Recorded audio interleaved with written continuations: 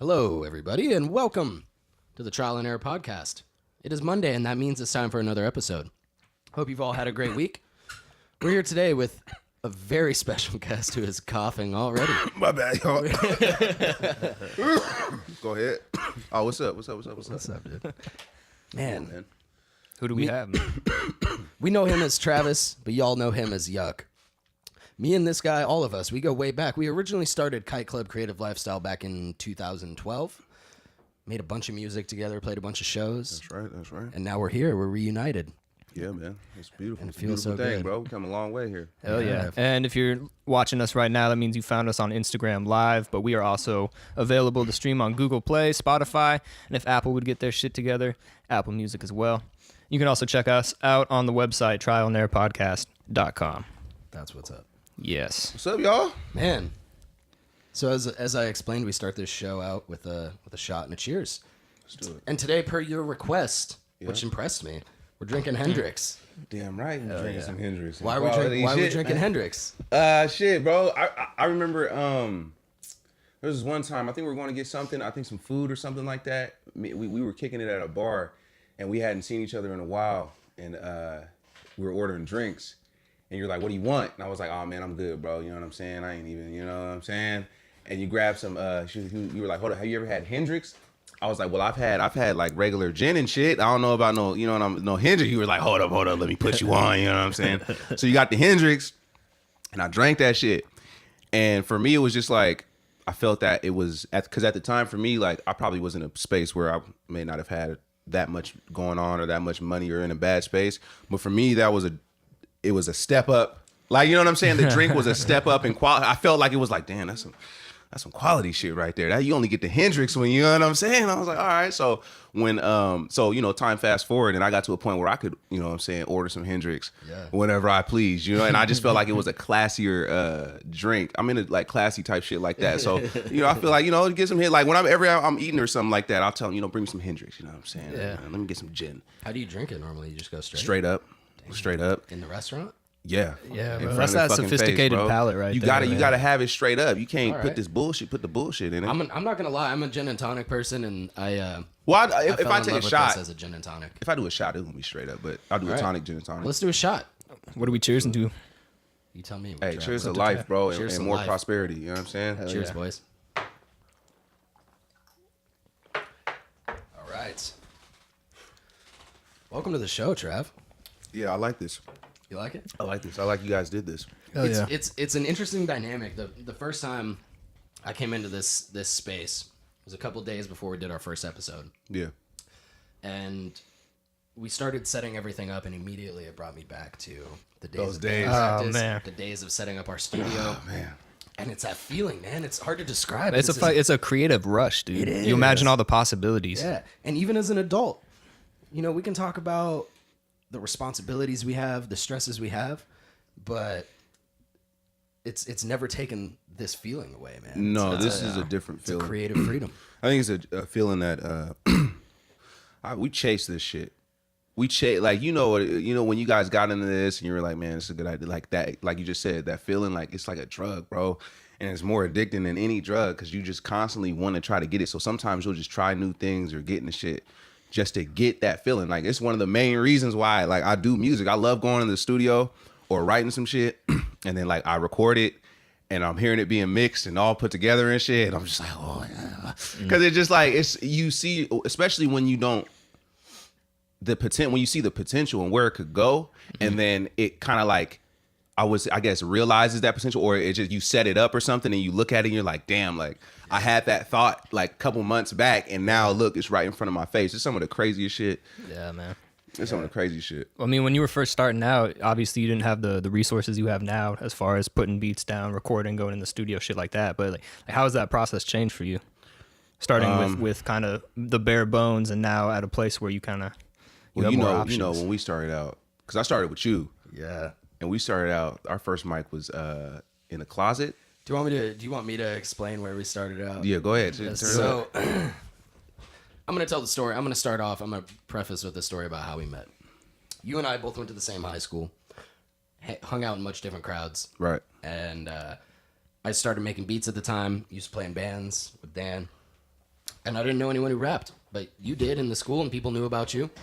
Oh shit. And after trying for a very long time, you finally found something that you liked that I sent you. I just kept sending you shit. And I was when I was rapping then, I was just like freestyling at parties and like, you know, freestyle battling and shit like that. I hadn't rapped, like recorded over like beats or anything like that yet. Was that some shit you were interested in, or were you just? I was on some type of like, I was showing up to every party, and like I would not even go to party, bro. I was just going there and ask motherfuckers who raps. Do you rap? Do you rap? Are you the rapper? Are you the rapper? And I would just rap against people and freestyle. Like I just loved the art of what I was doing. You know what I'm saying? So it wasn't. I was so naive. You know, I wasn't even thinking about production. We all were. Well, so one day you found a beat that you liked, and you're like, "When can we record?" And I think a few days later, you lived down on near the SARS. What was that street? Henderson? Yeah, that was Henderson. Ooh. Yeah, up the street from Henderson on Norfolk, where the Speedy Mart was, the Kabuta Gardens. Yeah, that was the neighborhood. Well, I took my my whole desktop PC set up with all my monitors and everything. Brought it down to your house, and I was like, man, I'm probably being robbed right now. Like, I remember you said that shit to me, though. I was like, this is weird. I got all my shit in my car, rolling up to this house. I don't know where I'm at. And lo and behold, make it down to your basement, man. We set up a studio on your coffee table. Yeah. And I think we had a SM57, something like that. And I think I started recording you on Reason. Yep, I remember Reason. Yeah, and we recorded like 4 songs the first day. Word? Yeah. Damn, see, it's so different, bro, because that was because that's when, like, when you're running around just rapping to rap, bro, I got bars in the tuck. You know what I'm saying? I got 4. So as soon as somebody got some beats for me, I'm bust. Like, that's when I was just rapping to just such a, you know what I'm saying? So it's just rapping to rap. I think I played you like 20 beats and recorded 4 songs. We took them. You had an extra mattress somewhere. We put that up against your wall, put the mic up against that. Damn, yeah. And that was our setup for the next 9 months, the next year. Was in your basement with a mattress. Bro, I remember one of those days when we were bringing that shit in, bringing the speakers into the basement, and my mom is sitting in the room and she's like, what are you guys doing? I'm like, Mom, just chill. You know what I'm saying? We working. You know what I'm saying? Like, just I was like being super cool because I really wanted us to get down, like to get to work and set up the shit and record. So I was like, we working, you know, just give me a couple, give me a couple hours. All right, well, when you done, you gotta go. Everybody got to get out. I was like, cool. So as long as I could, you know what I'm saying? Yeah, your mom was, she was a driving force. Oh, bro. She was tough. Oh, yeah, she didn't put up with your shit. No, never, ever. I remember, though, then we got out of there. Dan and I got a house, and first thing we did was set up a studio. Bro, that studio was fucking crazy. Remember that? I do remember that. Yeah, that was a dope ass little setup we had. That was the little closet. Had the closet booth, and then we had those like we went to Goodwill, and that's how we got like all the furnishing for it. We got that little like little kid city playmat. Oh yeah, carpet. Yeah. We got like all these we got comforters to like hang up on the wall and like block that shit out. It kept evolving because not only will we do it. We would create that, you know what I'm saying, that in my basement, but we'd sometimes go to your house because you live right. You used to live in the South, like on that cusp. Yeah, I lived kind of Leschi, Mount Baker, and when parents were out of town, we'd go into my spot. And, that was around the time we started recording with New Age Politics, and we would record in my basement. And we had a whole little group going. Do you remember that shit? Yeah. That shit was crazy, bro. Like we had so we started out with Kite Club. Yeah, Dan came up with a name. We were at Magnuson one day smoking weed, and there's that hill there where everyone flies kites. We're like, dude, fucking Kite Club, man. Like, that's a kite club over there. It's like weed, but it's also like, it's like where we are right now, It's a club, dog.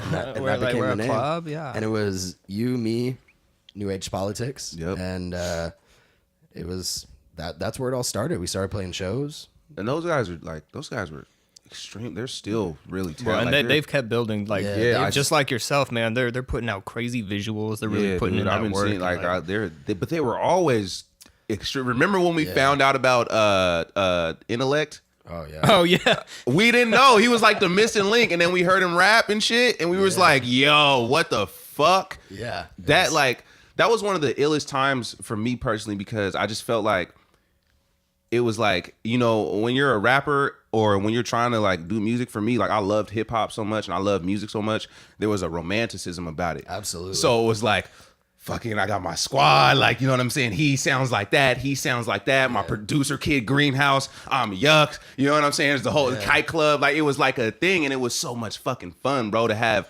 different competition. It was crazy. I remember the first song we ever recorded was Check This Out. And you were talking about rapping at parties. It was the first song hold on. One second. What's up? Shout out Keem. I sent you this beat, and it was you a couple days later sent it back with vocals on it. It was the first time one of my beats ever had vocals on it.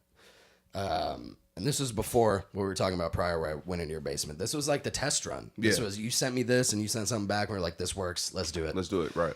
And in the background, you can hear people laughing, and you're recording at a party. And when you look at it now, the production quality on my end and your end is fucking trash. Oh, man, dude. When I go listen to some of that shit, I be like, damn, ass, bro. But at the time, man, I remember it was like 11 p.m. you sent it to me. I'm sitting in my room in my basement, probably supposed to be doing homework. Yeah. And you send me the song, and I listened to it probably 10 times in a row. Oh, word? I was like, holy fuck. Like, this is a real song now. Yeah. And I just remember that feeling of it, of just like, wow, we created something. This is cool. And then over the next few weeks, kids around our school started listening to it. And I remember one day, I really decided that I wanted to go after it with you. I was walking in the hallway during a class. I was like going to the bathroom or something. I walk past the classroom, and I hear the song playing in the classroom on someone's phone.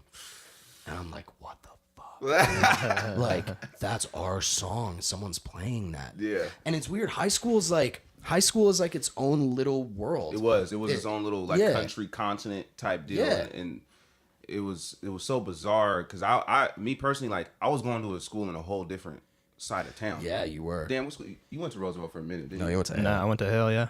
Yeah, I'm from the south side of town. You know what I'm saying? But I was going personally just to get away from, you know, just some of the stuff that was going on out there. I was thinking I was getting away from it. Little did I know.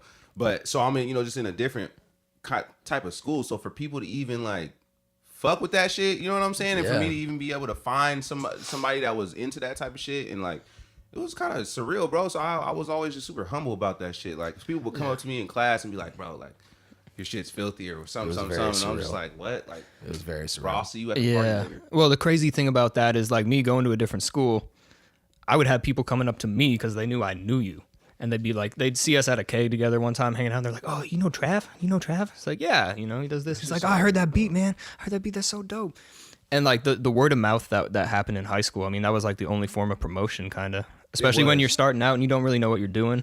I remember I used to look at like my numbers, and I would think about high school and some, like, because I got old videos, you know, we got old stuff from back in high school, bro, and some of that stuff would reach us, you know, certain numbers like faster in a day, because like when you're in high school, like it's a connection of different schools and everybody hearing about you and shit, so it's so much easier for everybody to kind of word of mouth get on. But I be thinking sometimes, I'm like, damn, what if I, you know, just all that we've grown now, what if it was like, man. Well, one thing that was really weird and I think kind of shocking and eye-opening for us was, I mean, you were a year ahead of me, but when we finally left that high school environment, you know, in high school, we felt like we had it together. People were listening. People would come up to us and talk to us about our music. People were into it. And all of a sudden, we were out of high school and there was this big new world. We had to, you know, we weren't shit. No, we weren't shit. There was none of that easy word of mouth. You can't see these people and touch these people every single day at your school. You're in the real fucking world. And we had to figure out how to get out there. Well, and I think that's the time that you guys really started like buckling down and working on Emerald City Smoke Sessions, like actually putting out a piece of work. Emerald like City, that, you know? Emerald City was all high school. We did that. It was, but there was a lot of tracks that got recorded at the house for sure. No, yeah. There was I remember it being finished because I feel like the first half we did it in like majority of high school, and then for a minute there was a certain hiatus, and then we had to finish the second half of it At the house? at the house. Well, a big thing too was like you had a lot of songs written and recorded, but I remember you saying you were like half of those are trash. Like that's not going on a mixtape. we, if we're I actually think we going to put that out. recorded like 25 songs Yeah. for that. Yeah. We had a lot of stuff because I remember us having to kind of get back to it and really ramp it up. But we finished that shit. It was like 16 songs. Yeah. Shit Well, was bananas. What's your favorite track from that, man? What are you the most proud of? I mean, okay, so just I don't know if everybody knows, but that was my first fucking mixtape. Me and Kid Greenhaus did. He produced all the beats and shit. 16 fucking tracks. Favorite track. Honestly, dog, like as a whole, it was just the Thrax Packs. Tracks, bro. Yeah, I was gonna say, bro, you got to re-record that, man. I know everybody Gotta I remember re-record people that saying and the Wrath of Cartman. Oh yeah, Those are the two fucking bangers on that album. Well, dude. so Dan and I were talking yesterday about we were listening to Survival Tactics, and we were talking about just the way you're able to style these serious songs with very deep meanings. You're able to go so many different directions. You can hype people up, and you can also talk about serious things and like tell stories when in your songs. And to me, and I told you this when we started working together, was like, that's what I want. I want to hear your stories. Yeah, I remember. I remember you would say that. a Yeah, lot. because that's to me where things come through the most. That's the highest quality. That's how you can connect with somebody who's not necessarily Right. a rap fan per se. If you just put out a true story that you can tell is authentic and emotional, like anybody's gonna eat that up. Yeah. My little brother just said that to me. He's like, man, he said he really likes storytelling and that type of hip hop like that. And that's something you're incredible at doing. Yeah, I always love like. For me, like shit, like there's a couple stories. Oh, is that the mixtape right there? Is that on the Are we on Dat Piff? It's probably Dat Piff. It's got to be Dat Piff. He did not just pull that up on Dat Piff. Let's go. So for those of you not on Instagram Live, Aaron's got Let's go. our mixtape pulled up on datpiff.com.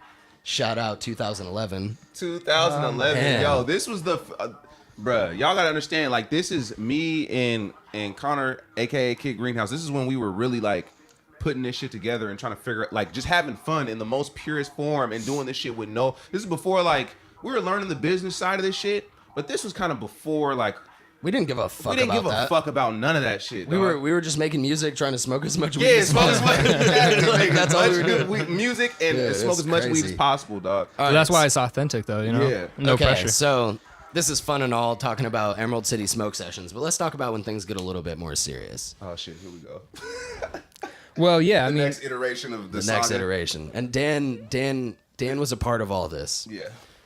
We're gonna go and a lot of Trav's people who are here from Trav's side of things are familiar with Survival Tactics and a lot of what he's put out recently. We put out a mixtape after Emerald City Smoke Sessions called First 48. oh yeah, Yeah. And I remember in the process of recording this, it was a small EP. I think it was 6 songs. Six songs. But I remember it took us so long and it was so difficult. And I remember me and Trav sat down one day and we're like, man, like, Jesus, oh, we just got our producer flossing over in the corner Wow. there. So professional environment, man. I remember we sat down one day and we're like, isn't it crazy how the things you're talking about and the things that you're creating really emulate what's going on in your life? Yeah, I remember that. That was a weirdly hostile time. That time, I think I still have some of those tracks. I should probably put it out for you guys here just so you can understand it. But that time was when you speak things, especially with music, you're manifesting. You're speaking stuff into the air. You know what I'm saying? At that time, everything was hostile.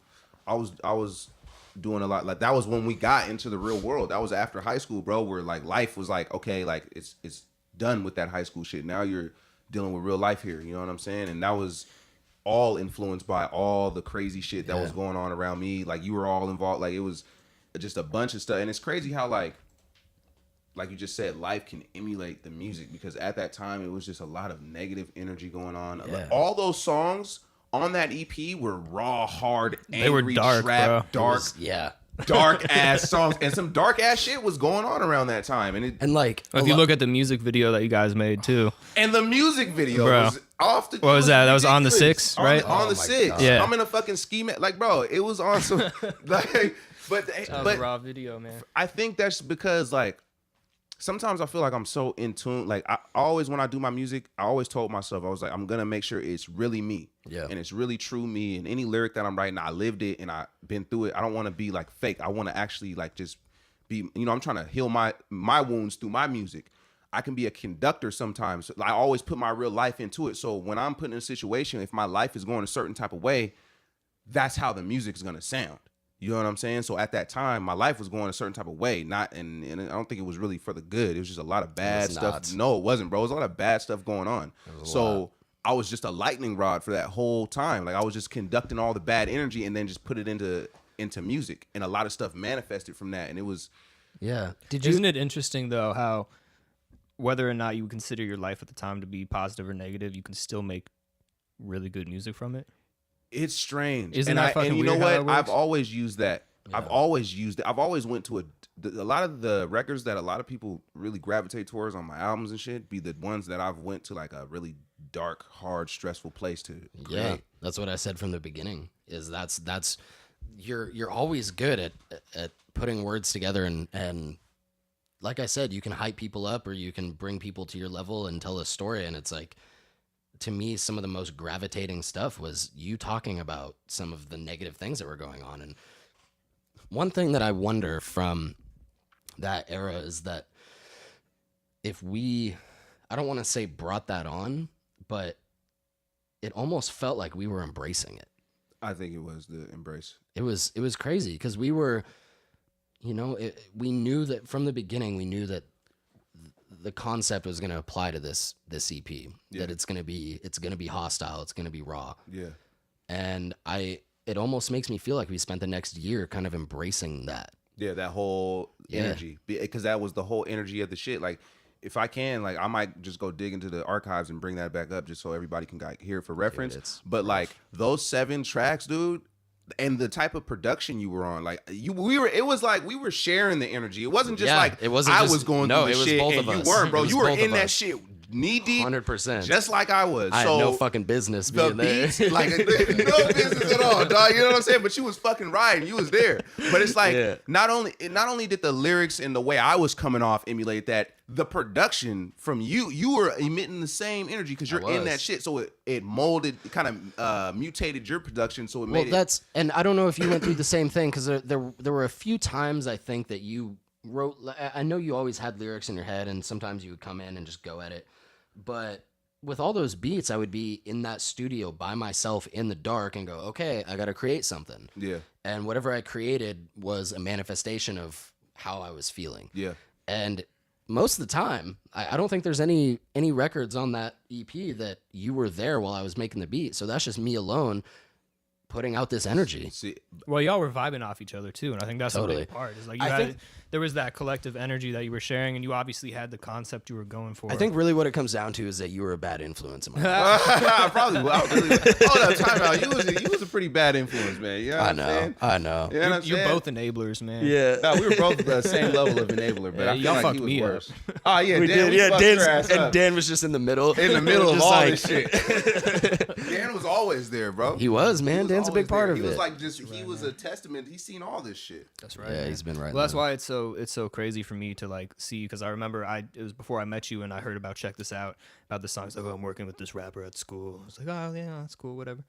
I heard the song, was like, okay, that's pretty dope. And then started recording at your mom's house. I heard some more shit, and it's always progressed. And I remember one of the greatest things about when we had that house and the studio there is I would work a little bit later, and so I'd get home at like 11 o'clock. Go downstairs and there's just fucking like 3 or 4 rappers in my basement. There's weed, bad weed. You can't see 5 feet in front of you, and shit is just being laid down. And you walk into the room and you automatically feel this like creative atmosphere. And it was like It was crazy. it was so dope to see that progress. Bro, those times like that made like that was everything, dog. Like doing that stuff, going in there, like being in the closet, like around. Bruh, not, to take it back to first 48, around that time, I remember literally being out in the world, in the streets, and doing all the wild shit I was doing, and then directly coming to the studio, bro, and like just and then I got my homies with me that's doing crazier shit going on the mic. You know what I'm saying? And like and not even writing shit because life was just so crazy. Yeah. You just walk in there and just spit the fucking truth. And then that's just what it was, bro. Like being in a raw creative environment like that, like I feel like all creative people, if you are creative in any type of way, you have to have an area where you can do that. Right. Where you can have the room thick full of smoke and you turn that music on or do whatever, turn the screen on, do whatever you need to do and get all that shit out because It was a safe space, man. it was a safe space, it dog. was. Like I loved coming there and getting in that closet and recording shit. It was a funny environment, man. I remember, we had an eclectic group of people hanging out in our friend group and in that house. And I remember one day, we can mention Troy Boy. Shout out Troy Boy. Yeah, that's my brother, man. Shout out John Taylor. Yeah, come home soon, baby. I remember one day, and not to put you down, but that guy was by far my most professional client. Oh yeah, of course. He was always super. Dude, I remember one day he's down in the studio, he's got some girl with him, and Troy pulls up in his Mercedes. He's got a Rolex, all these chains on. He's sitting on my couch. Man. I'm like putting together something, and a friend of ours comes in, and this is a Laurelhurst kid, and he walks in and just immediately looks at Troy and goes, "Is all that real?" and Troy just doesn't even say shit. He just kind of like looks over at me, and the girl next to him, she hadn't said a word the whole time she'd been there, and she just like sits up, looks at him straight in the face and goes, "Yeah, bitch, it's all real." And I'm like, bro, get the fuck out of here. Get the fuck out of here, Go bro. You have upstairs. no business in this room right now. You And I'm gotta like, lay down some hard shit. Yeah, that's my brother, bro. He was that one that actually like, if it wasn't for him, I wouldn't even be.